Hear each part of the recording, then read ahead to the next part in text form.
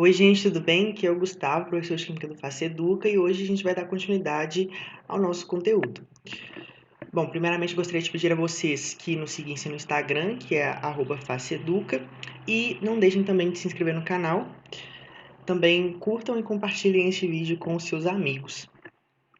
Bom, hoje a gente vai falar um pouco sobre as reações radicalares, né? Quaisquer dúvidas que vocês tenham, vocês podem entrar em contato comigo por este e-mail, gcruz.faceduca@gmail.com, ou podem deixar aí nos comentários que eu respondo. Bom, primeiramente nós vamos falar um pouco sobre a formação dos radicais. O que são os radicais? Bom, primeiramente, nessas reações radicalares, a gente vai ter a formação desses compostos intermediários que a gente vai chamar de radicais.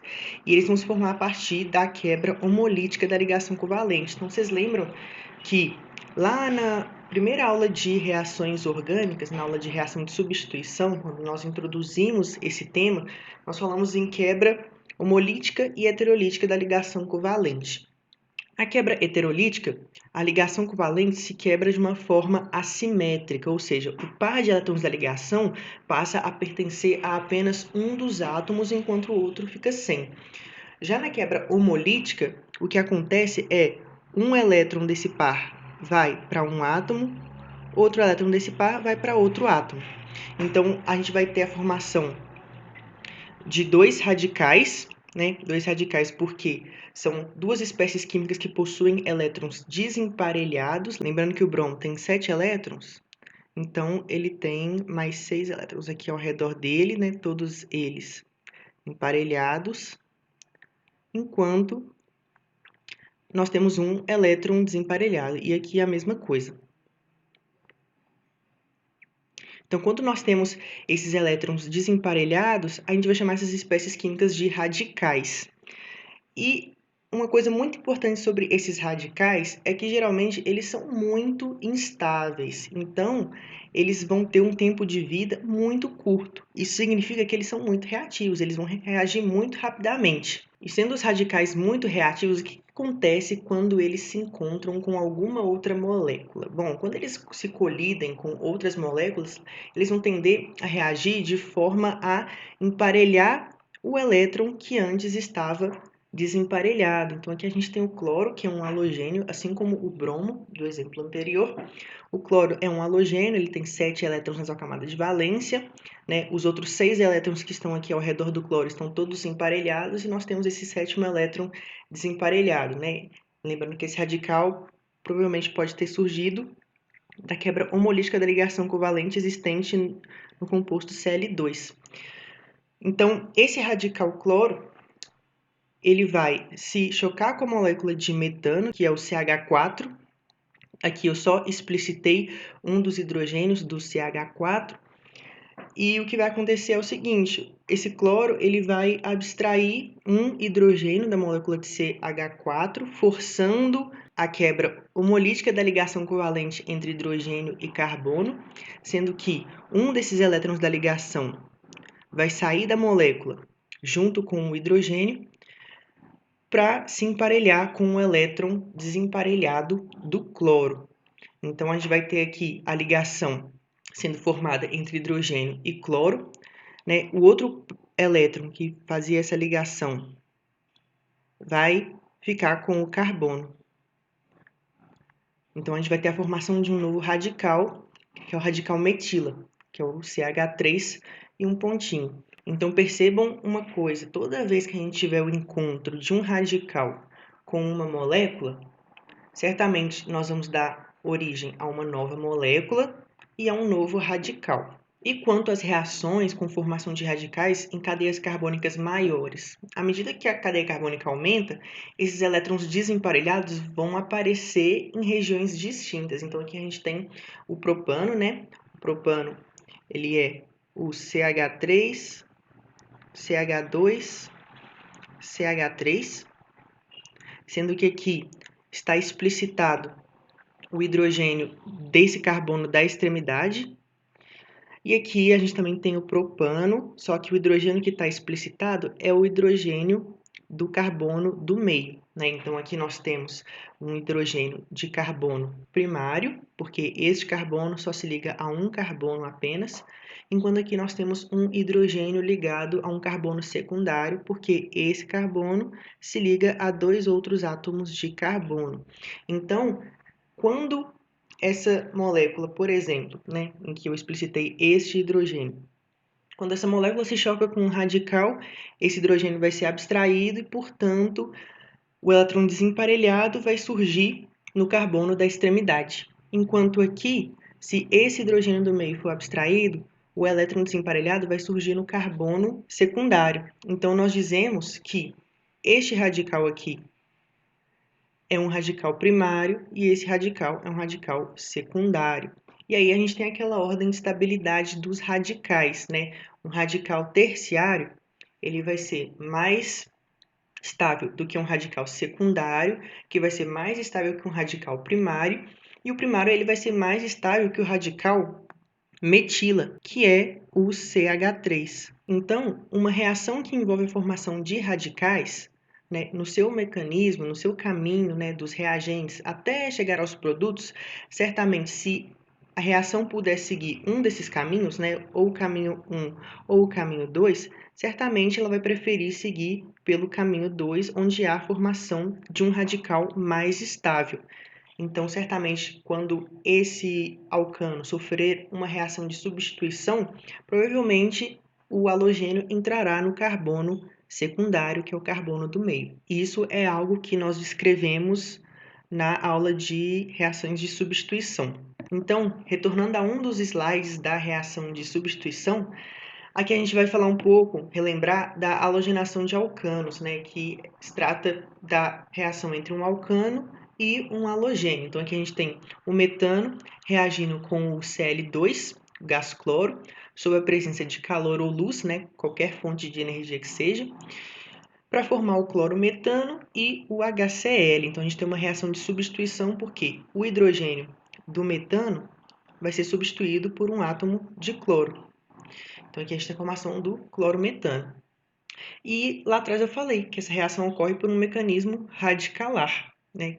Igual nós estamos vendo aqui, ou seja, envolve a formação de radicais.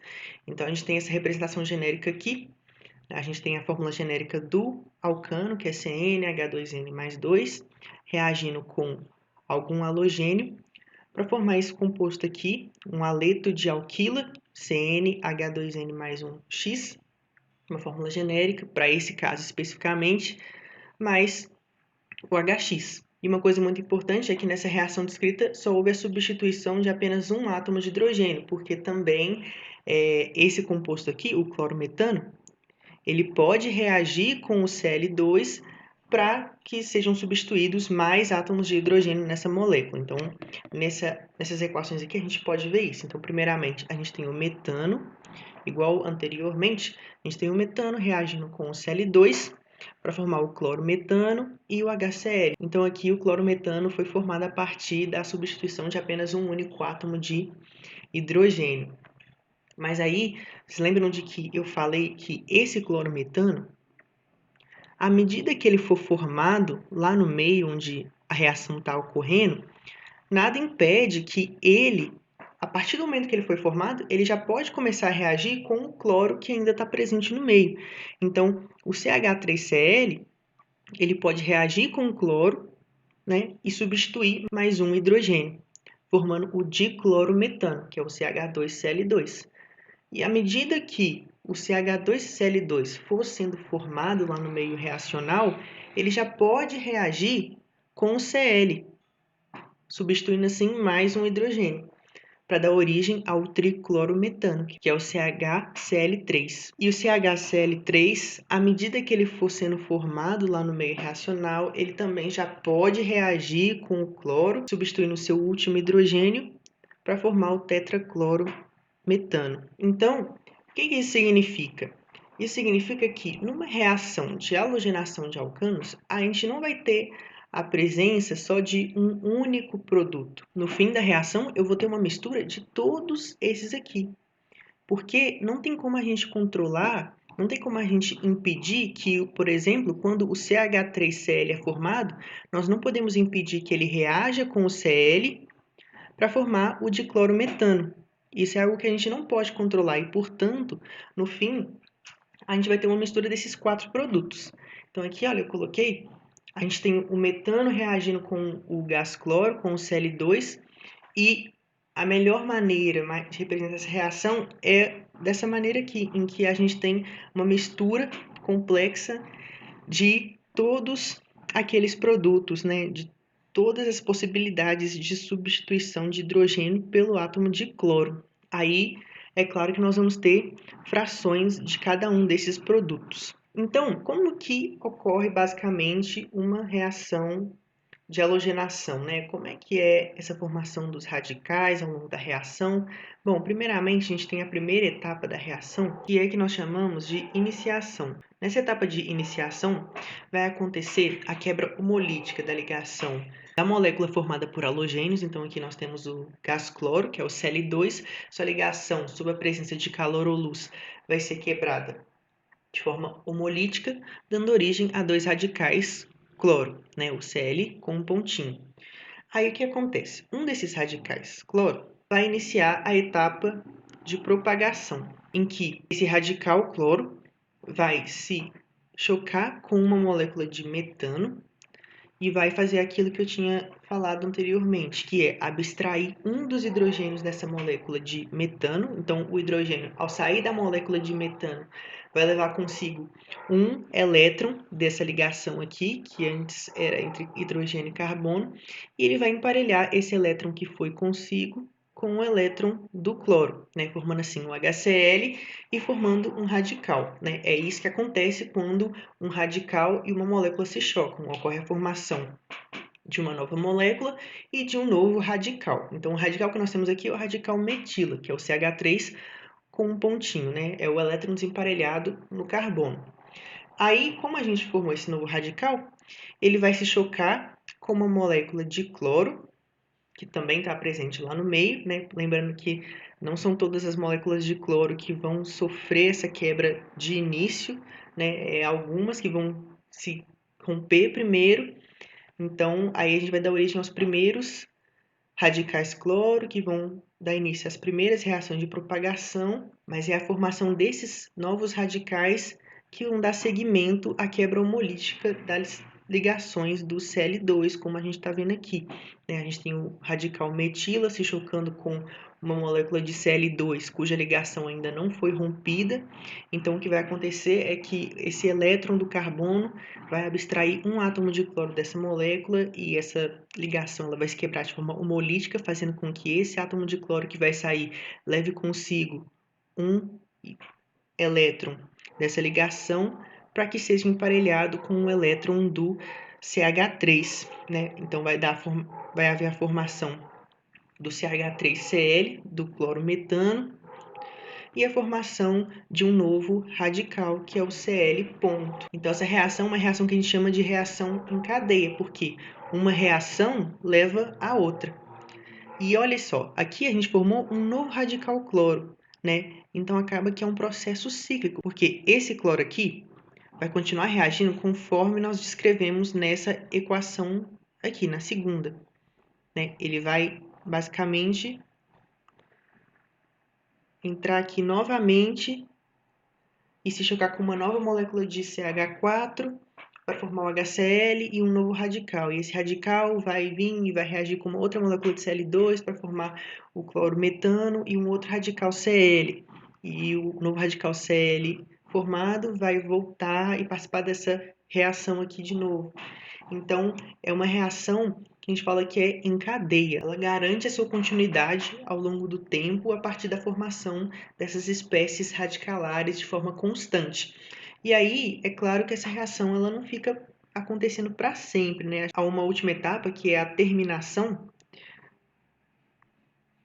que é quando dois radicais se encontram. Então, aqui a gente tem um encontro do radical metila com o radical cloro, e quando eles se chocam, eles vão emparelhar os seus elétrons que antes estavam desemparelhados, né? Dando origem também aqui ao clorometano. Então, quando dois radicais se chocam, a gente vai ter a formação de uma molécula. E é claro que a gente não vai ter só a formação desse produto, né, do clorometano, a gente também pode ter, numa reação de terminação, um encontro entre dois radicais metila, né, entre dois radicais CH3.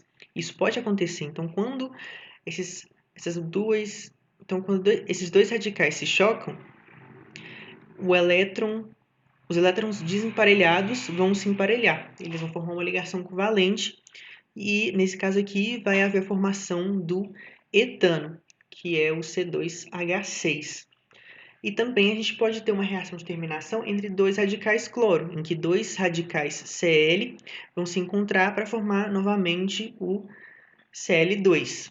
Então, são reações que também podem acontecer e não seria estranho encontrar essas duas substâncias no fim da reação, porque são possibilidades que também podem acontecer, além de se formar espécies mais substituídas, como o CH2Cl2, o CHCl3 e o CCl4.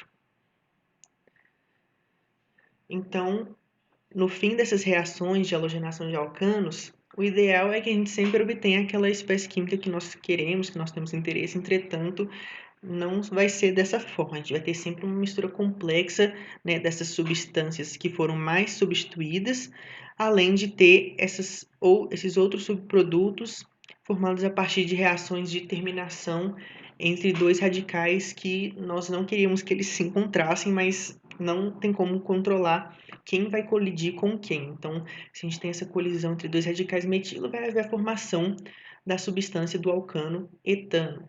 E se a gente tiver a colisão de dois radicais cloro, a gente vai ter a formação do Cl2. Bom, pessoal, essa aula de reações radicalares é isso. Então, até a próxima aula.